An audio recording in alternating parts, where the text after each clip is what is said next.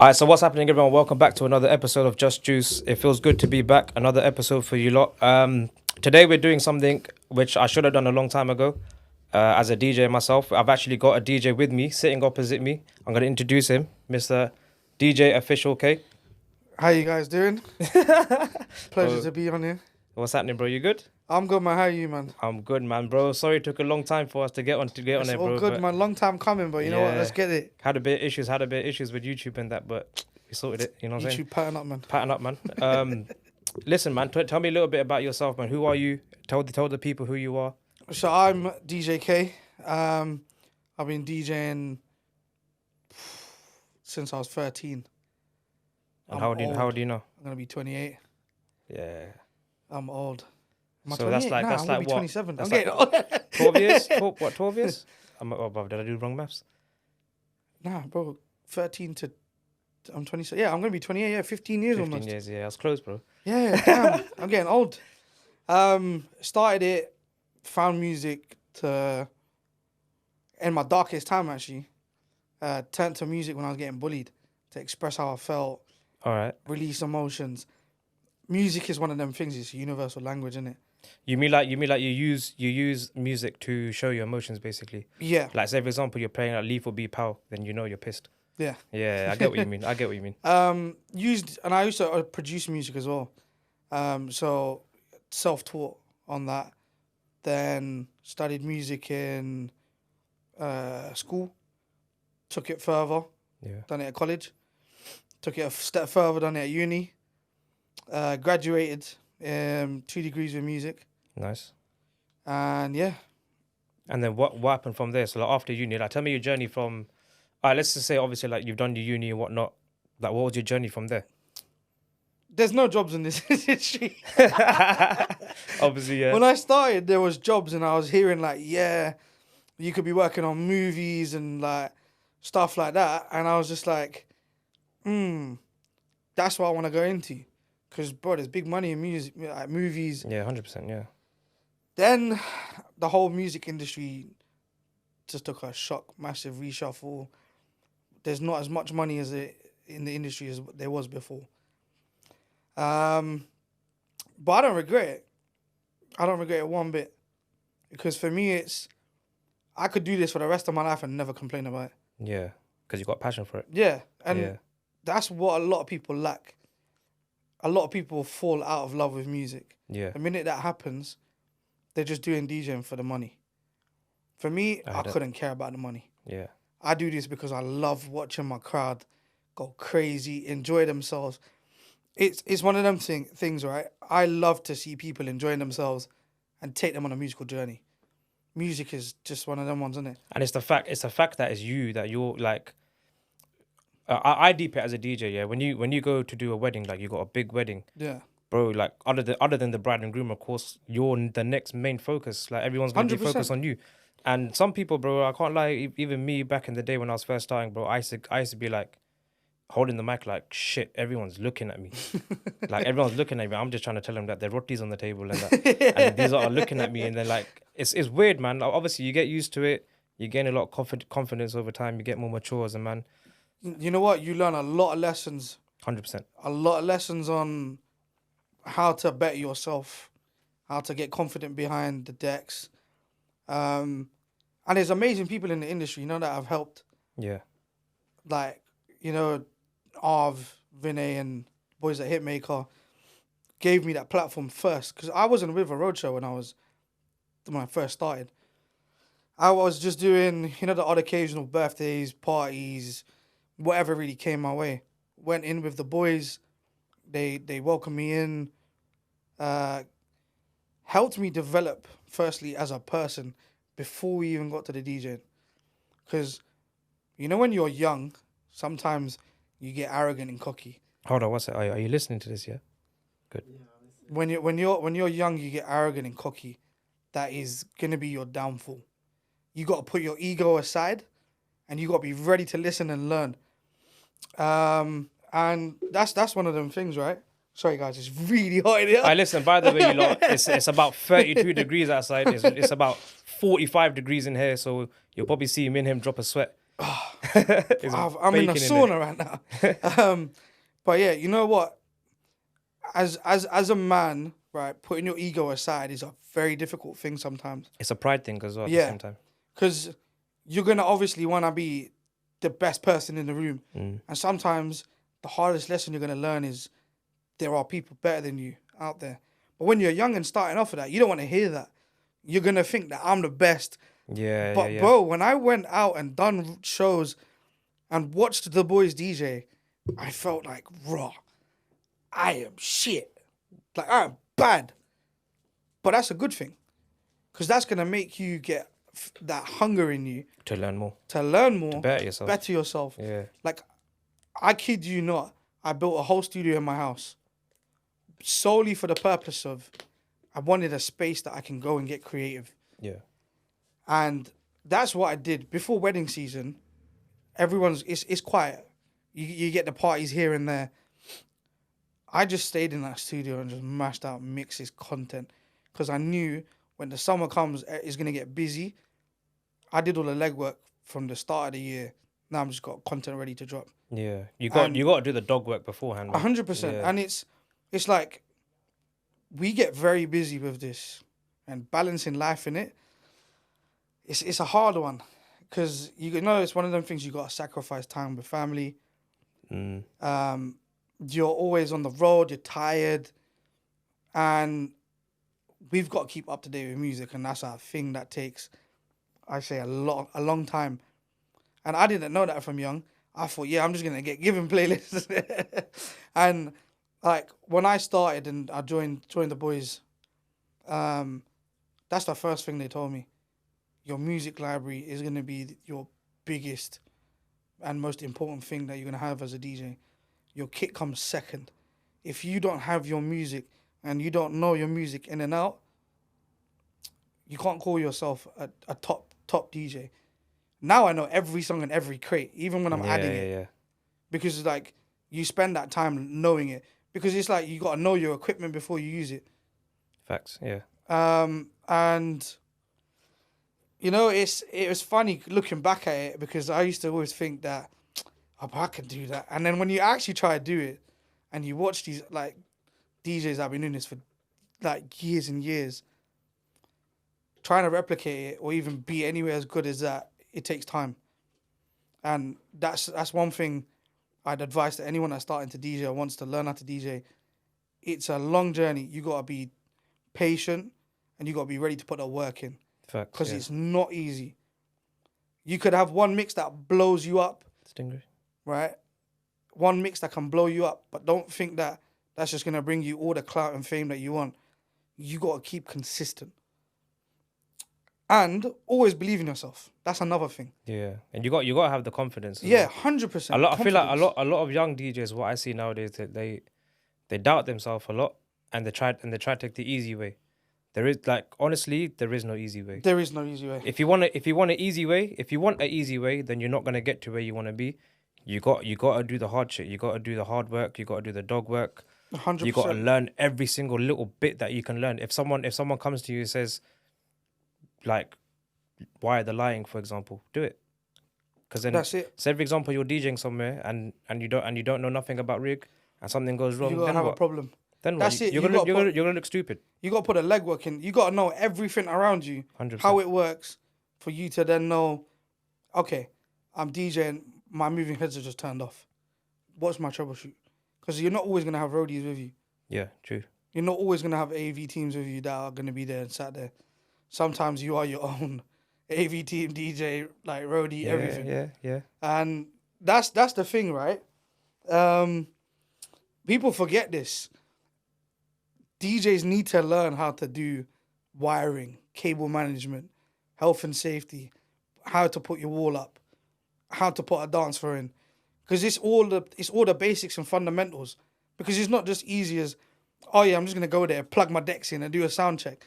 You're not going to have that liberty every time. Yeah. You've got to know all the basics. And I was always itching just to get behind the decks, but then when you're new in a roadshow, you've got to put all the work in. You got to start from the ground up. You've got to be, okay, get this cable, okay, get that cable, plug this there, put that there, bring the flight cases in. And you just got to deal with it. And you just got to do it because it's like you haven't got an option. It's like that's how you're gonna learn. And I always used to moan about it. I was like, but I don't want to move that, man. I'm here to DJ, man.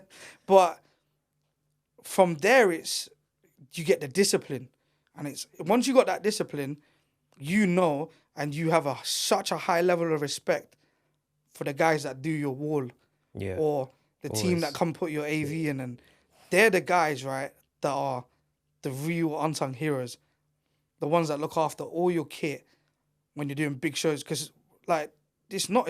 I'm not saying it's not stressful for them, but as a DJ when you're doing shows, right, you're more focused on your client, the crowd, the music, the schedules, the itineraries, the timing.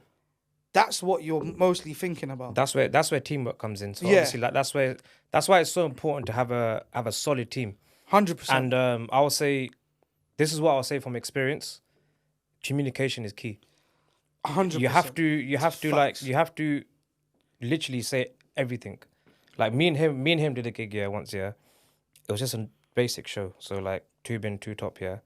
The guy that set it up for me, he sent me like a full video. And he even edited the video as well. So there's like cuts in it and everything, He's like, bro, this is the speaker, this is the bin, this is the booth, this is the light. And I was like, get to the point. And he sent me the whole video, but it was like 2 minutes long. He's like, this is the left XLR, this is the right XLR. And then he showed me, he's like, this is the main power. It goes round here, around the garden. But it's good. You know what? Even though it's a funny video, me and him were creasing for days watching this video. But in a way, I explained to him after. I explained to JustJuice, he's sitting right here. I explained to him, I was like, bro, in a way, it's good that he's in it. Because if the power's cut off or something's gone wrong with something, I know where it is. Yeah. Just of the fact that the moral of what I'm trying to say is that communication is key, and having a good team, a solid team, that's how you're going to be successful in it. 100%. It's all about teamwork, bro. Because you can't do it alone. That's anything with life. Whether it's business, whether it's your family, whether it's, DJing, anything you do, if you've got a good backbone and a solid team, you lot talk to each other. Remember, like, if one person in the team's suffering, you're all suffering. Yeah, that's how it should be. Facts. Right? Because if you're not a unit and like a family first, then how are you going to be successful in business? It'll never work. Yeah, exactly. That's why I learned a lot with Hitmaker. Went off and, explored the world, what it has in it. Then joined the team over at Anaya. I was DJing there. It's just one of them ones where you don't know what you want to do, but you know where you want to go. Yeah. And that's the beauty of this journey, that you never know what's going to come your way. That's true. And we hosted some amazing events over there at Anaya. Had some great artists. And through those artists, I met the people I'm with right now. That's how I met B Sounds. Obviously, I DJ for B Sounds, and I'm one of the head DJs at Me and More Group, who's my good friend.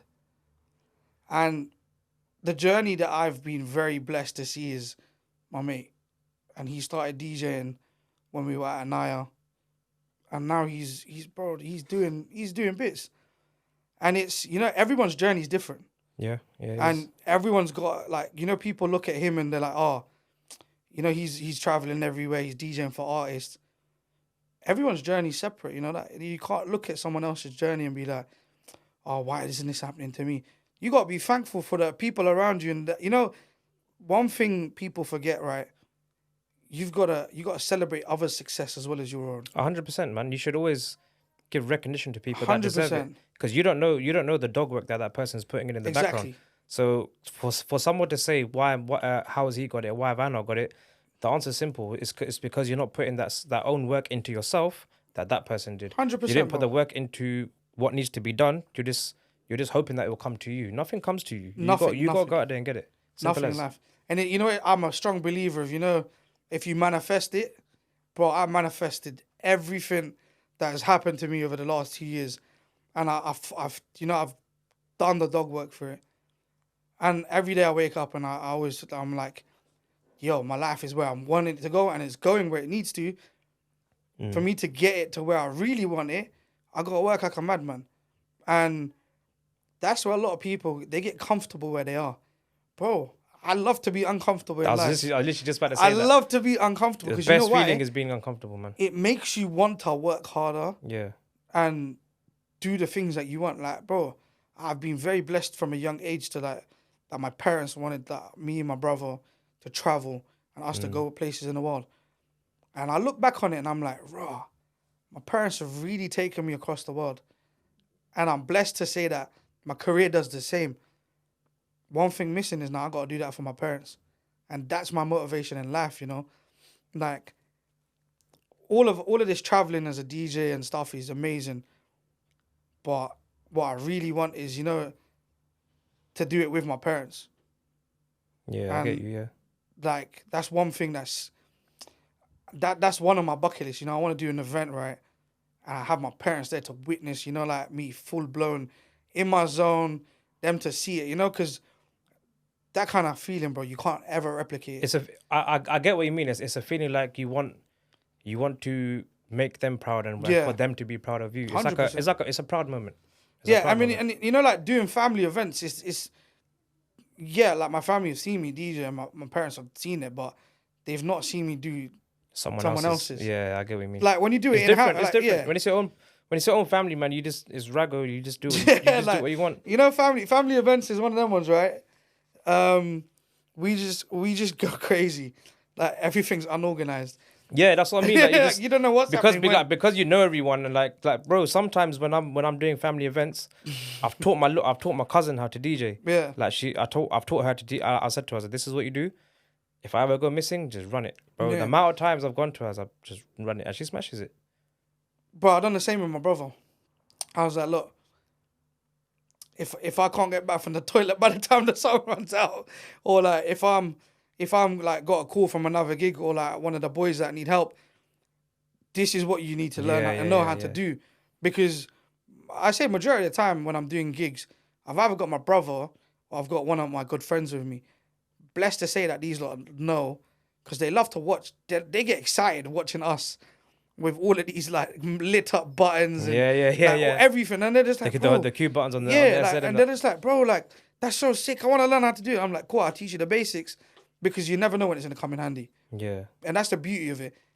Anyone can do it, right? Anyone can say that they're a DJ, but the thing that will separate you from doing it as a hobby and a career is the passion. Yeah, facts. Like, you know, the meme, more passion, more energy is one of them ones. Yeah. More passion, more energy. Add that in there. And like, you know, don't get me wrong, I've had times where I'm starting to feel like, am I falling out of love with this? And then something will come. You can't. And then something will come my way, and I'll be like, oh yeah, nah, bro, I can't. I'm hallucinating. I'm losing my mind. I can't fall out of love with this because it's something that's been there, taking me out of my darkest times. It's in your blood. Yeah. I've always felt that. Yeah. I've always felt that. I've had that draw to music. And even when, you know, my life took a turn, I went into coma for 3 months, right? I came out of it, I got told, never going to be able to do what I love. Long road to recovery. And bro, I was sat in that bed itching to get behind decks. Yeah. Even though I didn't have like full use of my arms and legs, I was itching. I used that as my motivation to get out of the hospital. And then literally, because I had the time to rest, recollect my thoughts, I just used music to boost my hunger to get back. Okay, FIFA and Call of Duty helped too. You know, like getting your hand-eye coordination back. Literally, yeah. But other than that, man, you can't complain. You know, music is one of them things, right? Even when I was in that coma, 24/7, I had religious music playing in the background. And there's something about, you know when you listen to Bart and you listen to, you know, like music that's made for God and about God's name, it brings you some different level of peace. Do you know what it is? Yeah, what a lot of people don't understand about music. Yeah, you probably know about it as well. Music, every single piece of music that you listen to has a frequency. Yeah, and the frequencies could be high or low. So the frequencies that come out of the music, it determines your mood and your it affects your brain in a lot of ways that you wouldn't expect. 100%. Especially like with religious music, that's why people feel so calm, so relaxed. People meditate to it. Yeah. It's because it's got a certain frequency to it. Yeah, you're right, 100%. Like frequencies definitely have a part to play in a lot of things that you to do with your mood and everything. And you know that's why every evening when I come home from a gig, I listen to religious music. It just brings you that peace. Yeah, you need that bit of calm. Yeah, because like, bro, when you do shows, you're going at 100 miles per hour. You've got to think about so many things. What song am I going to open a dance floor with? How am I going to get these lot to get up? What's on the starters? Yeah. That's an important What's thing. on the main course? Is there tea there? Especially, they have to, bro, every single gig I go to, bro, I wish there's tea there, bro. The amount of people that come to me, yeah, and they have a lot of guests come to me. Karen, have a drink, man. Like, come to the bar, have a drink. What do you want? Jamie Coke? I'm just like, bro, I'll take some tea. Yeah, bro. People look at me like they're offended, bro. You can't, bro. People look at me like they're offended because I don't drink like. I hate drinking when I'm working. Yeah, so obviously like that I learned the hard way. Obviously young and dumb, so I learned the hard way. And speaking about DJing and drinking, yeah, I saw a video on Instagram. Yeah, I don't know if you've seen it yet or not. I'm not gonna mention the guy's name, but this guy was on the mic, and what he was saying on the mic, I don't understand.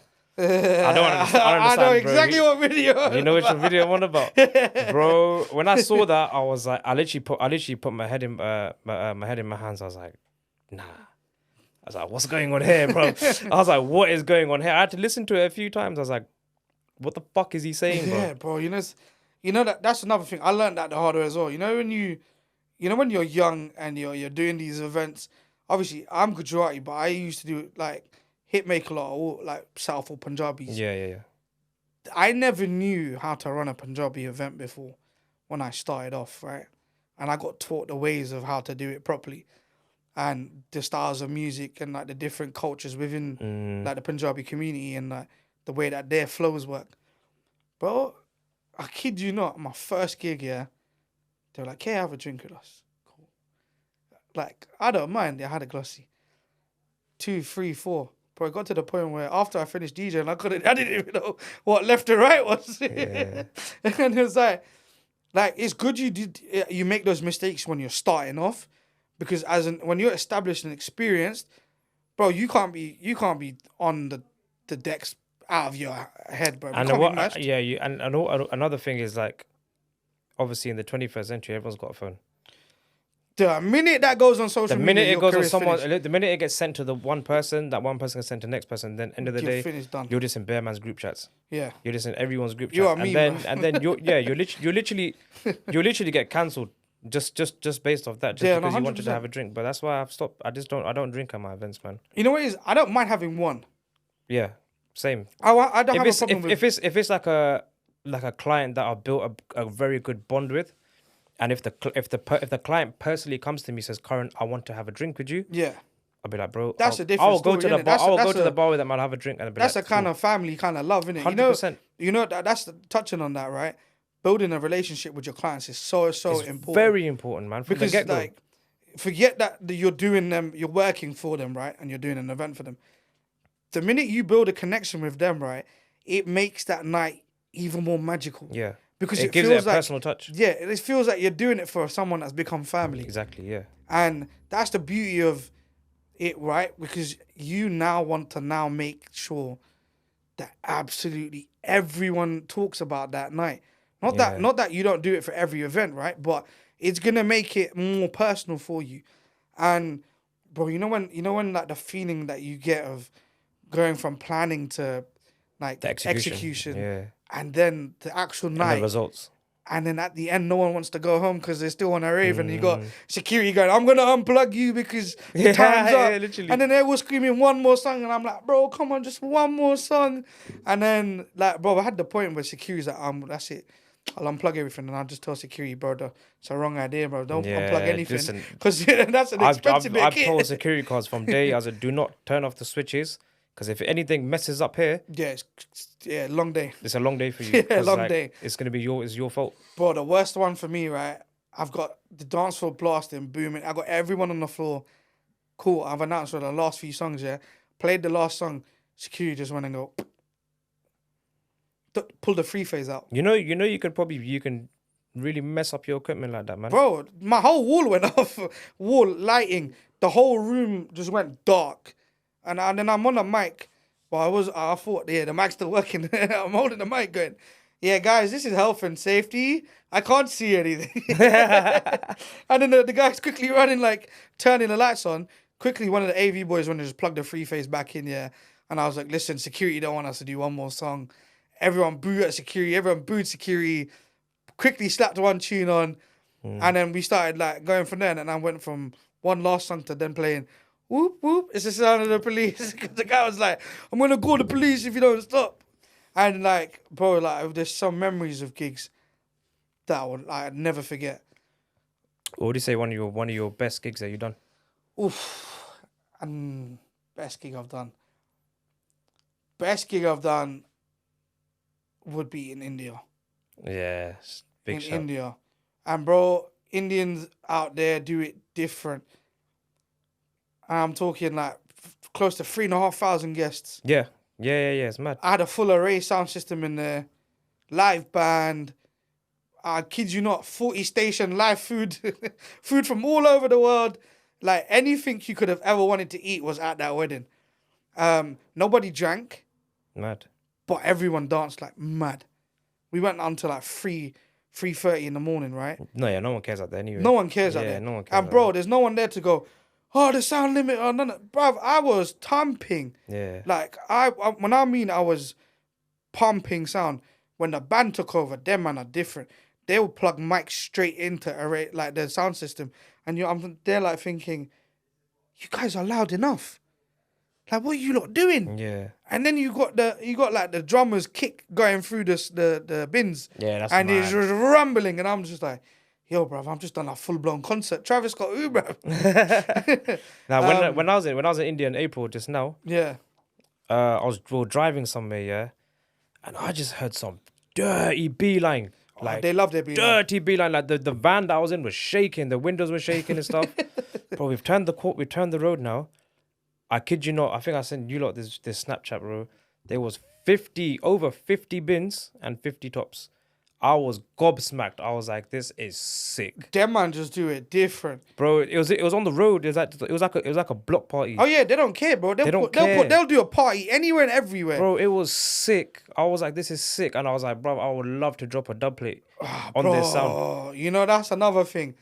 Dropping dub plates, yeah, bro. The feeling of that. Yeah, you literally. It's just one of them things you don't plan for it to happen, but you're like, this song will sound good with the dub plate. Drop it, boom.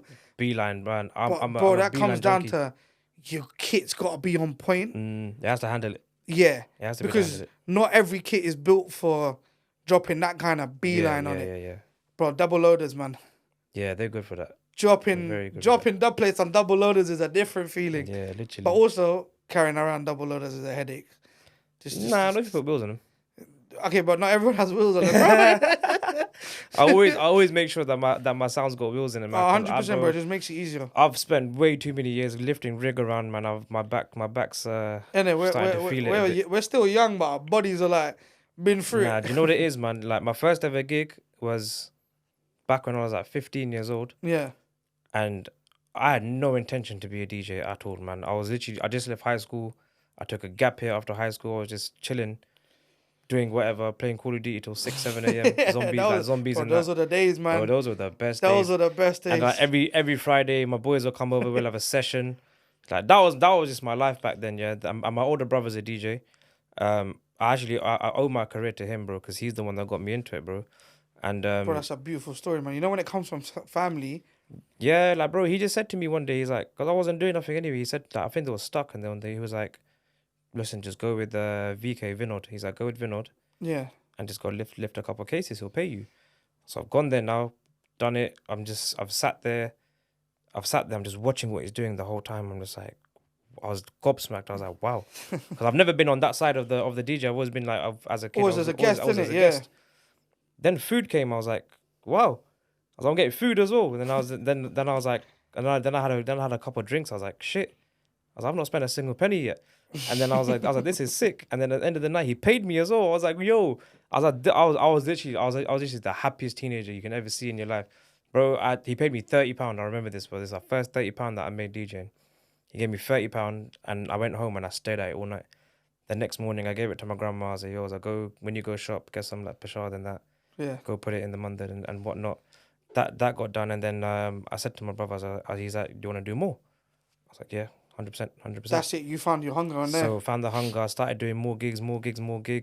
Started watching what they were doing as DJs, watching.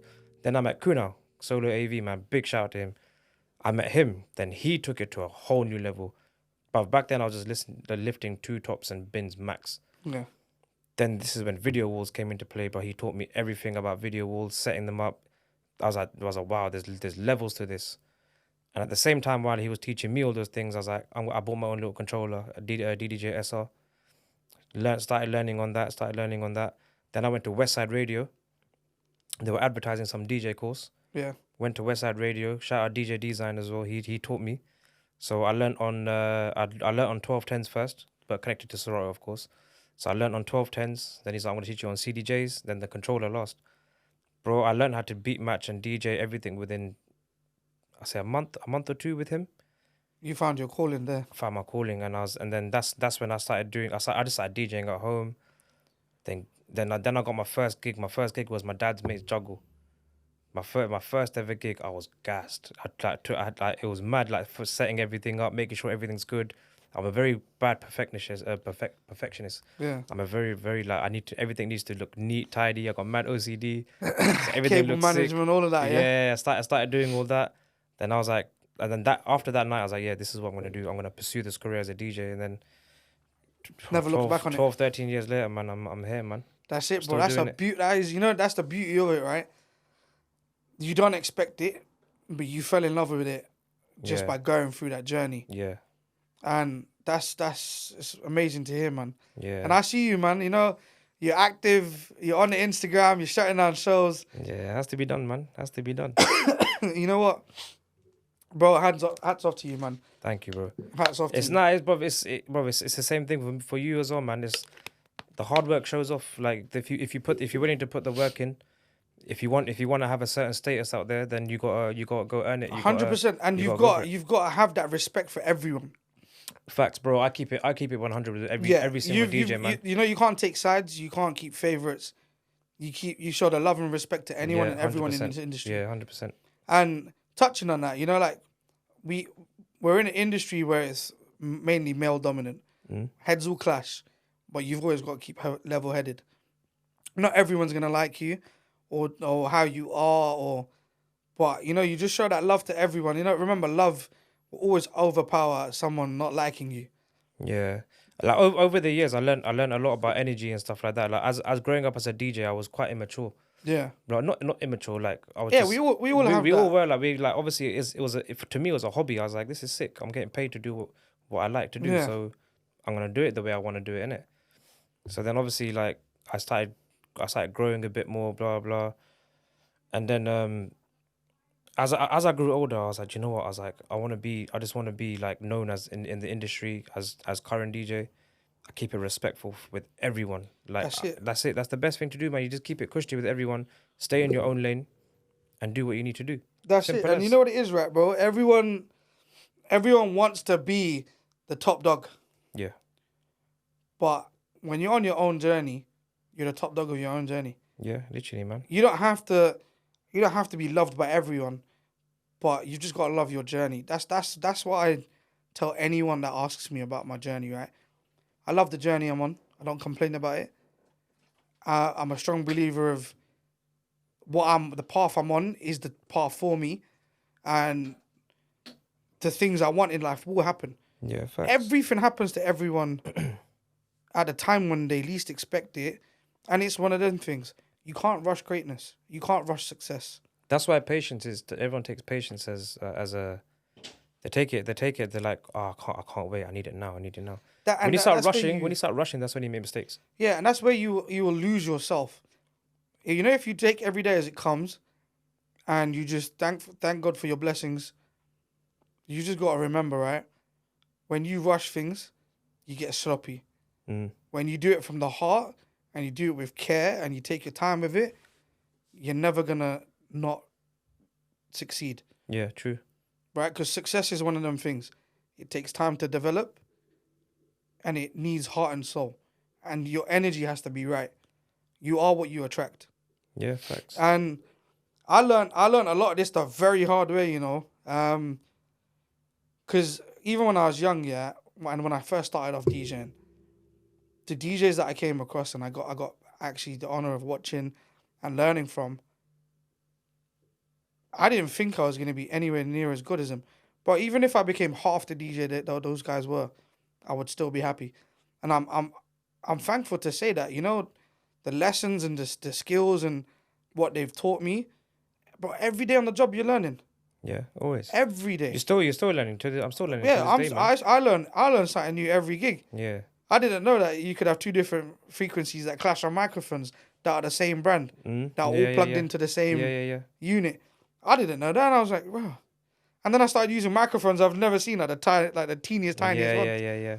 And it's like, bro, like it's just another day in the office, but you like it's like school, but you're learning something that you on everything about your love. Mm. And that's another thing, right? You never know what's gonna happen at a gig. Every gig is not the same. Everything's different. Like, I done a gig in Glasgow, right? And our haze machine set the fire alarm off before the bride and groom's entrance. Standard. But that building was on fire 2 years ago, right? So they kicked everyone out, and we're just there like, no one's meant to see the bride, and we've just had the venue evacuated, and all of her guests are just looking at the bride and groom over there, and she's like, no one's meant to see me. And I'm like, whoa, the whole hotel's seeing you now. And it's like, how do you deal with a situation like that? You're not prepared for that. And, yeah, you know, that there's always someone at that venue. Oh my God, you've caused the fire. Bro, it's just haze, man. There's water. It's water, literally, like, it evaporates. Yeah, and then There's like, no smoke. They're like, no, something's smoking. I'm like, yes, the haze machine. And the woman was like, no, it's saying there's a fire. Yes, that's what a fire alarm system does. And, bro, I kid you not, yeah, those guys raved. Absolutely raved. Bro, it's like shifting dance floors. Yeah. Panels coming apart. They started moving that dance floor. And I was just like, bro, they're moving the floor. You know that you touch base on, like, on venues and stuff like that, yeah? Yeah. I'm gonna say something that happened to me recently. I'm not gonna say which venue and who it was and whatnot, but basically we've gone there now, banged out the wedding reception and stuff like that. I'm packing the wall down, we're chilling. It's quite a big venue, bro. I started to smell petrol, like a lot of petrol, and it was strong as well, yeah. And I've got asthma, bro. I'm starting to like that and shit. I'm just like, bro. I said to my boy, I was like, bro, I can't breathe properly, bro. This guy's got a leaf blower in the venue. Just going like this, just hoovering up all like just blowing all the shit around.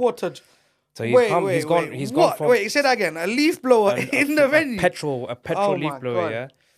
And bro, he's gone from that side of the venue. He's coming towards us. So all the dirt that he's blowing is coming towards us. Blowing at you, man. Yeah. Bro, this shit's going in our bins, it's going on the screen, in between the panels and the pixels. That's the worst. It's gone all over our booth and shit. Bro, it's going all over us, all over our cables. And I can't lie, I said to him, I was like, bro. I was like, turn that shit off right now. I said to him, what the fuck are you doing? I literally said, I was a bit pissed off because, bro, I couldn't breathe. Yeah. And like, he just mashed up all the rig.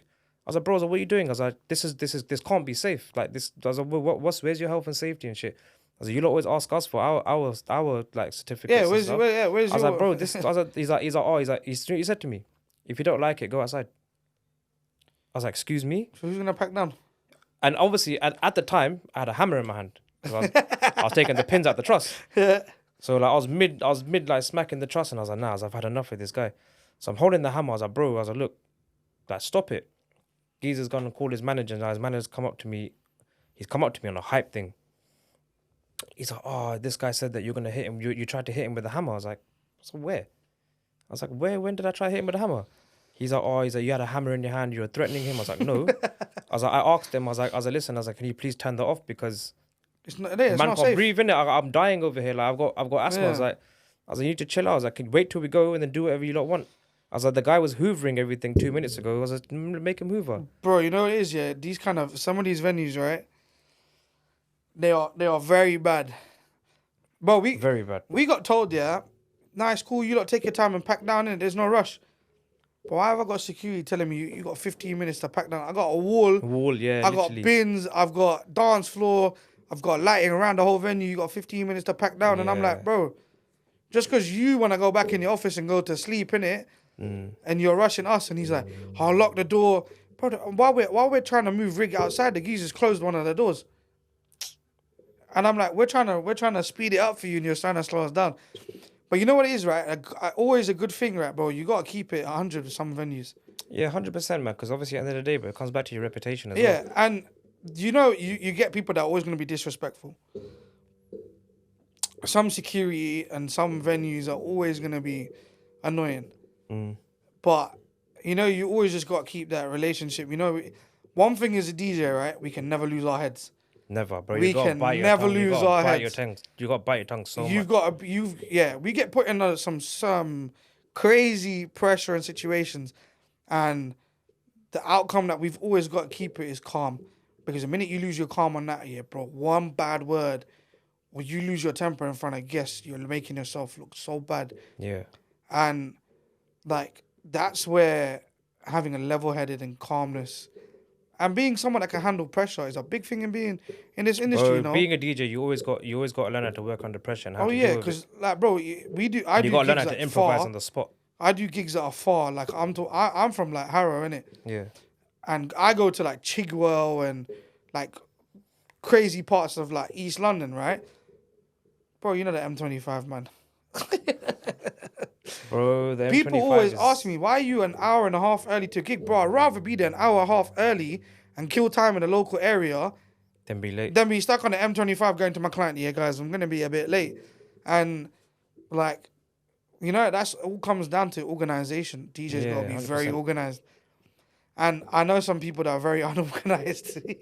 Little last minute things. And you know, sometimes, yeah, bro, in this industry, right, we deal with like clients that will, obviously, when you're getting married, it's a long process, a lot of stress on them. And they're putting their trust into you, man. They're putting their trust into you to handle the whole wedding. You know what happens, right? Sometimes the hardest thing is when they send you music on the day. Oh, bro, I hate that, man. Bro, I'm setting that. up and I'm like, I've only just got the entrance music and your entrance song, your dance floor, this, that, and I'm like, okay, cool. Then you've got to now think, can the boys carry on while you go spend 5 minutes and analyze this so you know?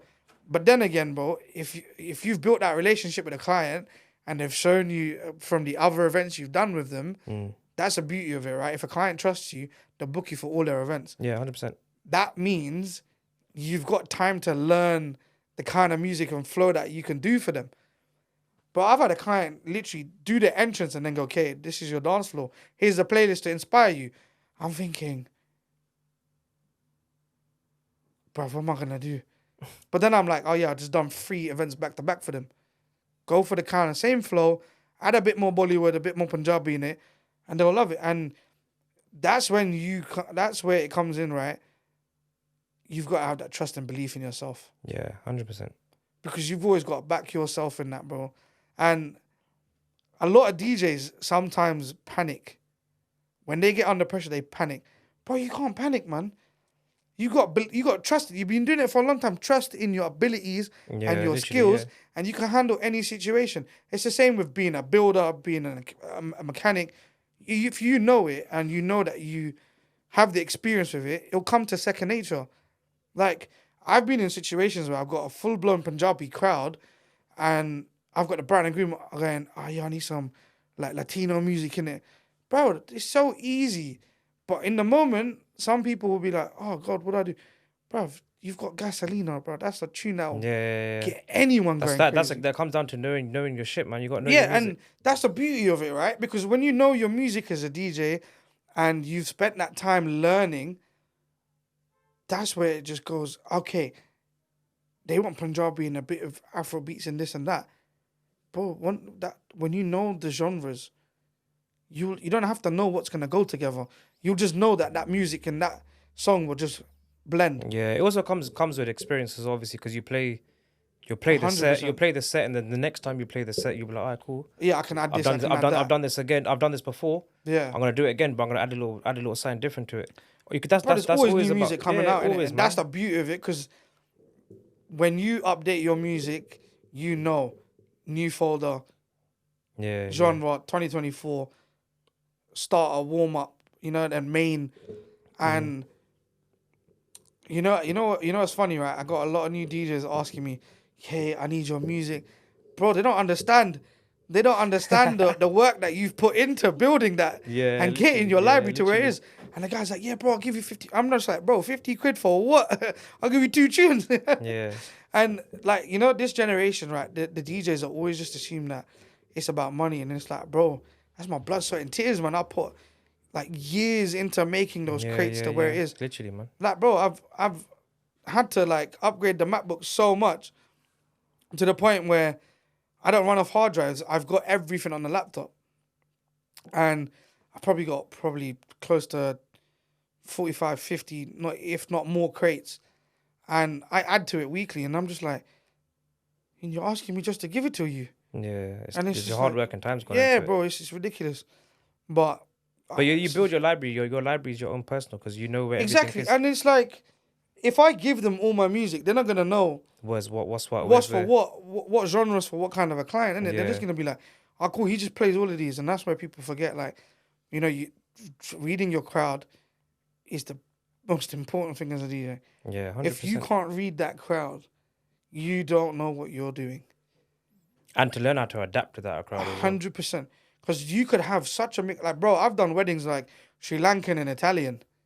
Oh, that's a mad mixture. And like, I had to, you know, trying to find that balance of keeping the Italian side of the family and the Sri Lankan side of the family happy.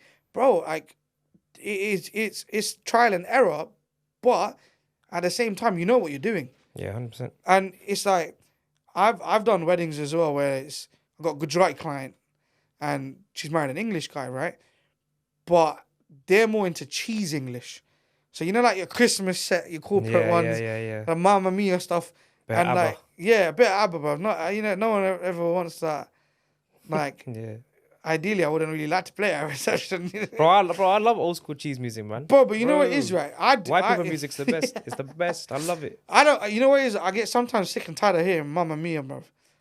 It's just one of them. I like to play tunes that are not always regularly played at gigs. I like to be different and 100%. Play stuff that people don't expect, because people come to you after, they're like, "Yo, like that was mad what you did." 3 gigs I've done, right, and then probably the last 3 months. Last song, Wonderwall, right, but it's like a Gujarati client, but they've gone off on it because it's something they've grown up with, isn't it? Like they're all in and around my age, and who doesn't like a bit of sing along at the end? Yeah. Or recently, because of the Euros, Freed from Desire, bro. Every gig, that goes off. It's a must. Every gig. And during the Euros, I actually had a wedding, right? And England won. We played Sweet Caroline. Bro, that crowd went off. Yeah, the vibe's different now. Like with that. Yeah, and everyone just thinks of the Euros. Bro, I can't lie. Yeah, you know when the World Cup comes, I'm gonna definitely have to be showing some of them England games on the wall. Yeah, 100%. 100%. That's right, ladies and gentlemen. Your starters are now being served. England is playing behind me to Newcastle. Literally. But listen, we've run right out of time. I'm gonna have to wrap this up. That was a good conversation, man. Pleasure, man. I definitely feel like we should do a part 2.